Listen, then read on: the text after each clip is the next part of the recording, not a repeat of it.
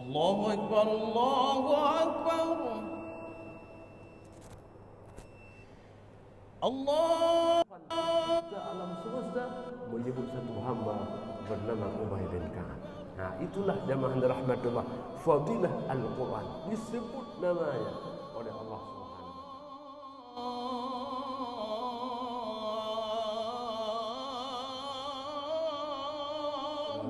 Warahmatullahi wabarakatuh.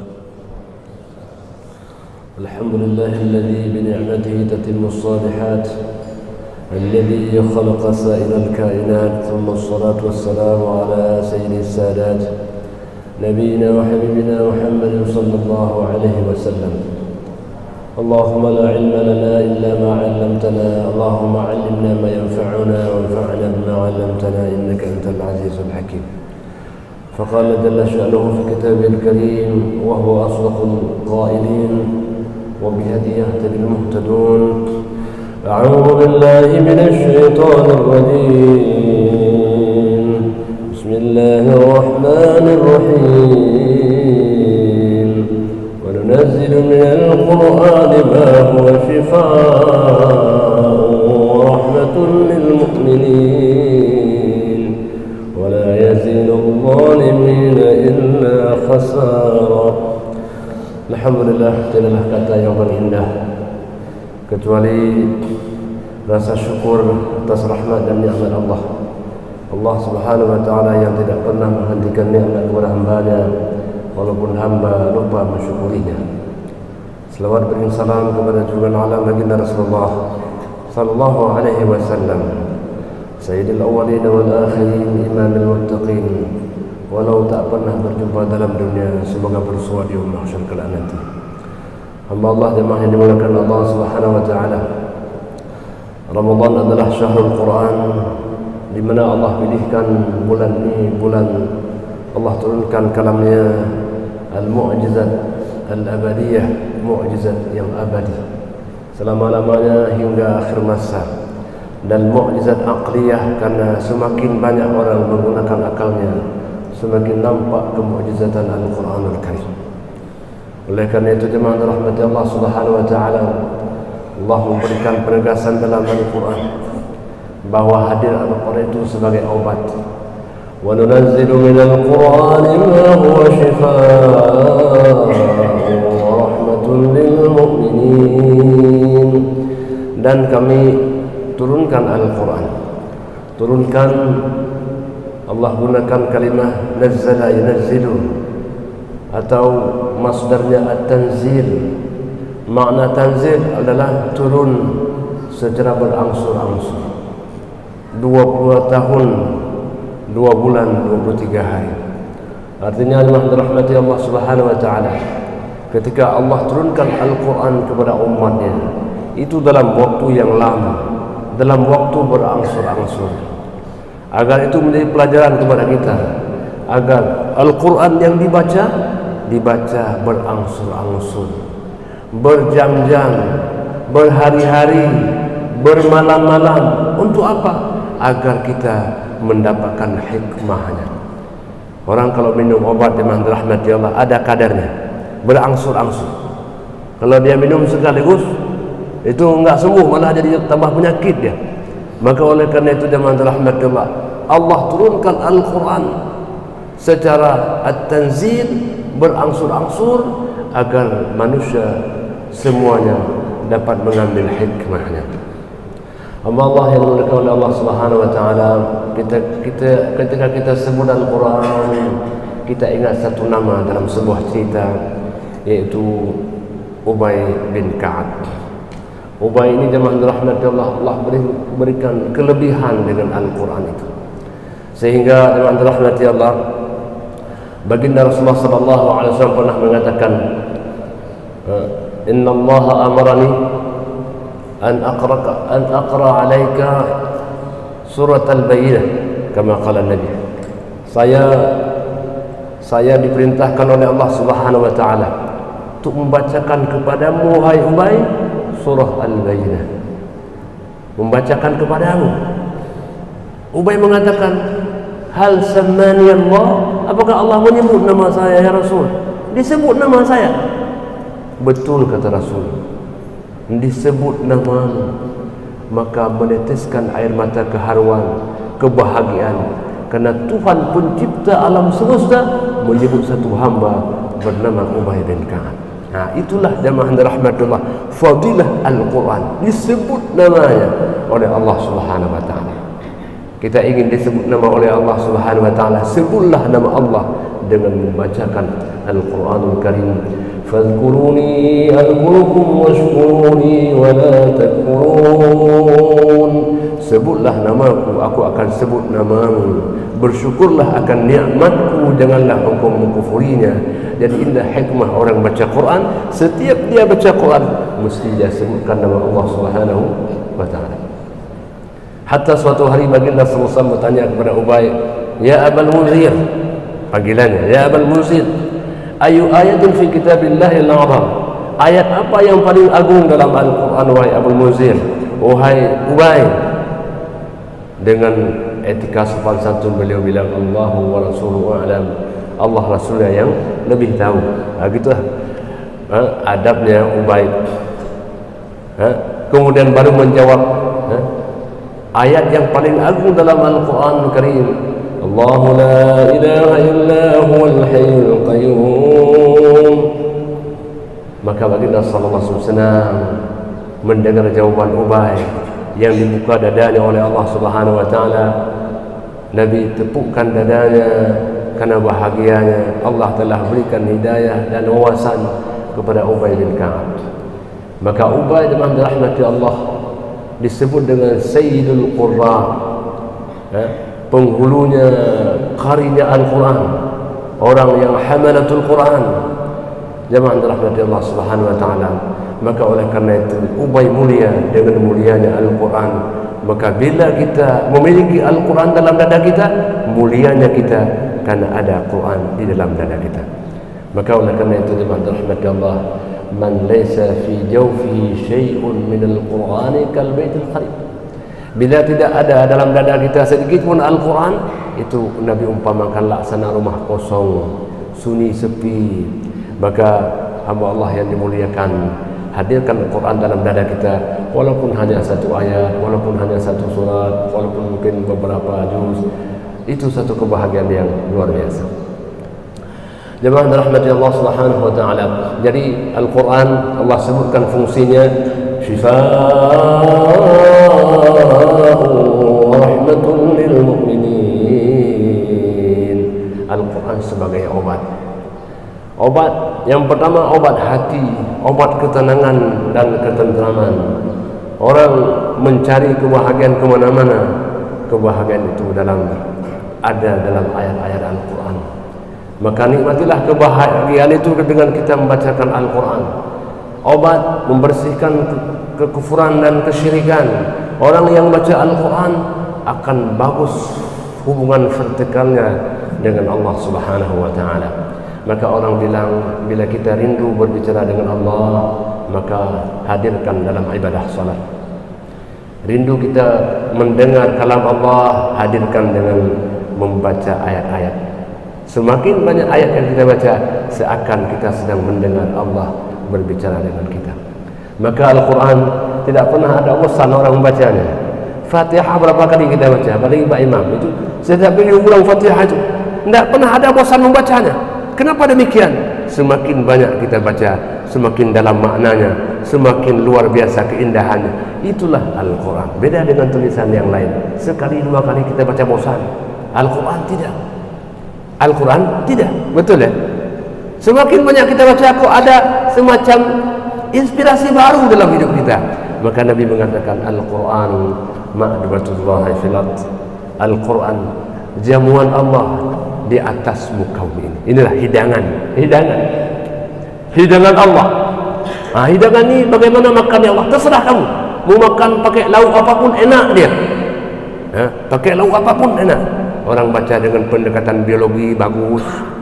Orang ahli kimia baca Quran indah. Matematika dipahami Al-Quran bagus. Lauk apapun akan indah rasanya. Maka oleh karena itu teman rahmati Allah, orang yang membaca Al-Quran semakin bertambah hidayahnya, yang diberikan oleh Allah Subhanahu wa taala. Allah mengajarkan ilmu yang sebelumnya kita belum mempelajarinya. Maka Allah yang dimuliakan Allah Subhanahu wa taala, seorang sahabat yang lain namanya adalah Abdullah bin Umar. Abdullah bin Umar ini tentu kita kenal anak Umar bin Khattab radhiyallahu anhu, ahli ibadah. Jadi beliau kalau salat tu persis seperti Nabi salat. Begitu dekatnya dengan baginda sallallahu alaihi wasallam. Jemaah dirahmati Allah. Orang cerita tentang bagaimana perilaku Abdullah bin Umar ini. Kalau pulang ke Mekah, beliau kadang-kadang ada satu tempat beliau putar 2 kali. Ditanya, kenapa putar 2 kali? Nah, di sini Rasul dulu pernah beliau jalannya 2 kali sini. Ketika beliau ke Madinah pun beliau mampir beberapa tempat. Tidak ada hajat, tidak ada kebutuhan. Kenapa mampir di sini? Dulu waktu dengan Nabi sallallahu alaihi wasallam, Nabi pernah mampir di sini. Begitulah dekat. Nabi sudah tiada, tapi rasanya masih ada bersamanya. Jalan itu sendirian, tapi rasanya dengan baginda Rasulullah sallallahu alaihi wasallam. Begitulah Abdullah bin Umar. Orang tanya, ini Abdullah ini amal ibadahnya apa? Amal ibadahnya apa? Maka kata teman-temannya, amal ibadahnya 2. Kalau tidak salat, baca Quran. Kalau tidak baca Quran, mesti salat. Itulah keunggulan ibadah Abdullah bin Umar. Jemaah dirahmati Allah Subhanahu wa taala. Jadi poinnya adalah bahwa Al-Quran akan menjadi obat. Obat yang paling inti, obat jiwa. Karena orang yang sehat jiwanya, insya-Allah orang akan sehat pula raganya.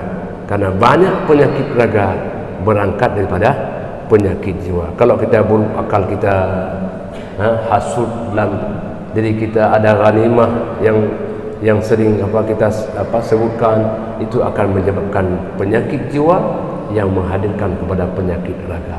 Maka orang yang bersih jiwanya, sehat pula badannya.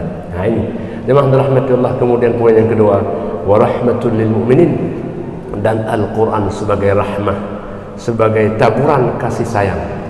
Hidup ini jemaah dirahmati Allah dengan rahmat Tuhan, dan meninggal pun dengan rahmat Tuhan. Orang masuk surga dengan rahmat, bukan dengan amal.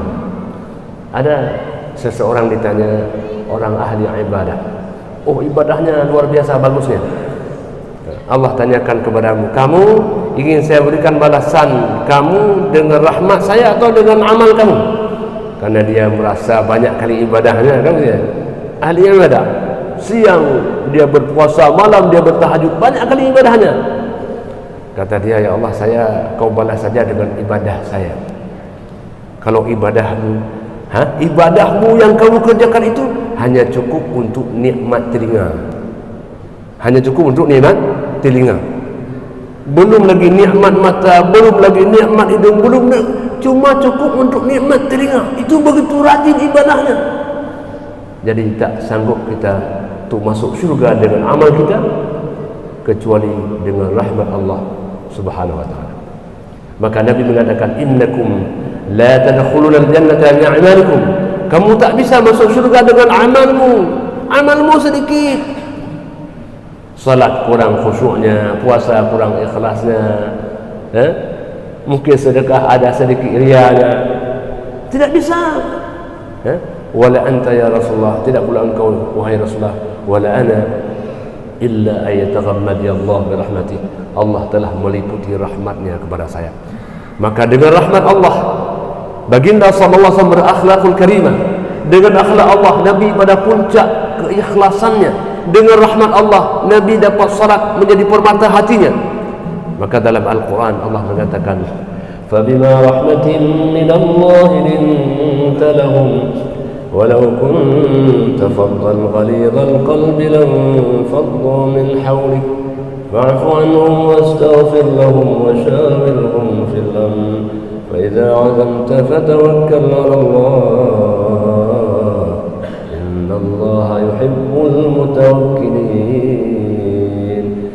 Karena sebab rahmat Allah, karena sebab rahmat Allah, wahai Muhammad, engkau bisa menjadi lembut, hatimu halus, tingkah lakumu menyenangkan. Itu sebab rahmat Allah Subhanahu wa taala. Maka oleh karena itu Al-Quran adalah rahmah. Al-Quran adalah kasih sayang Allah Subhanahu wa taala. Semakin banyak orang baca Al-Quran, semakin banyak taburan rahmat yang Allah anugerahkan kepadanya. Demikian, terima kasih. Hadanallahu wa iyyakum ajma'in. Wassalamualaikum warahmatullahi wabarakatuh.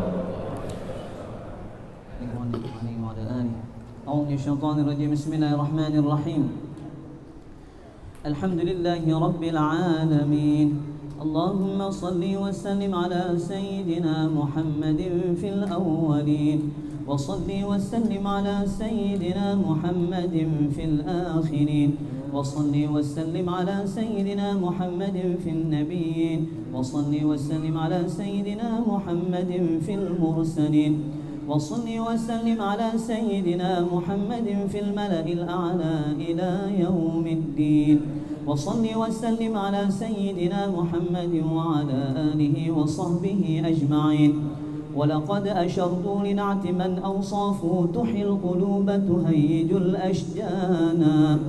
والله قد أثنى عليه فما يساوي القول منا أو يكون ثنانا، لكن حبا في السرائر قد دعا لمديح صفوة ربنا وحدانا.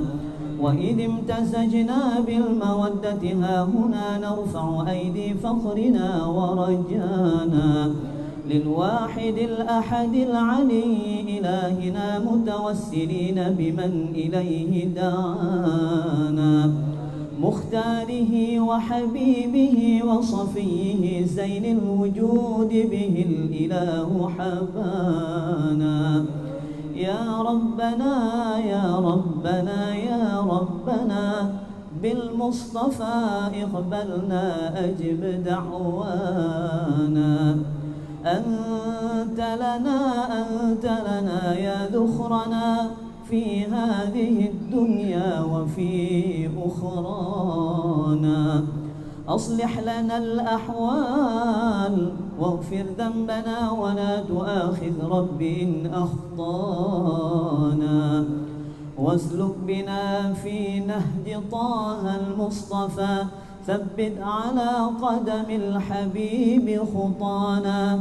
أرنا بفضل منك طلعة أحمد في بهجة عين الرضا ترعانا.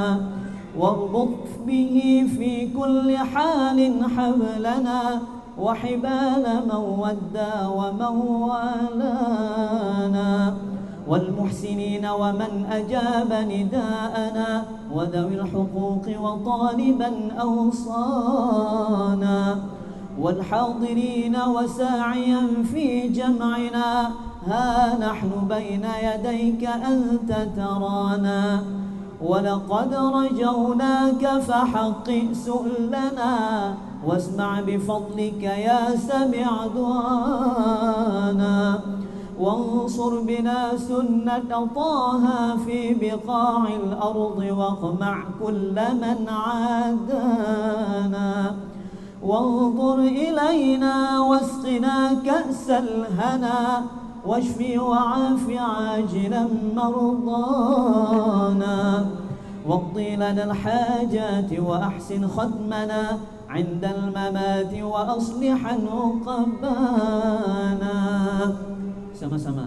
يا ربي واجمعنا وأحبابا لنا في دارك الفردوس يا رجوانا. يا ربي واجمعنا وأحبابا لنا في دارك الفردوس يا رجوانا. يا ربي واجمعنا وأحبابا لنا في دارك الفردوس يا رجوانا. بالمصطفى صل عليه وآله ما حركت ريح الصبا أغصانا. سبحان ربك رب العزة عما يصفون وسلام على المرسلين والحمد لله رب العالمين. الفاتحة ورحمة الله. أعوذ من الشيطان الرجيم. بسم الله الرحمن الرحيم. الحمد لله رب العالمين الرحمن الرحيم مالك يوم الدين. إياك نعبد وإياك نستعين اهدنا الصراط المستقيم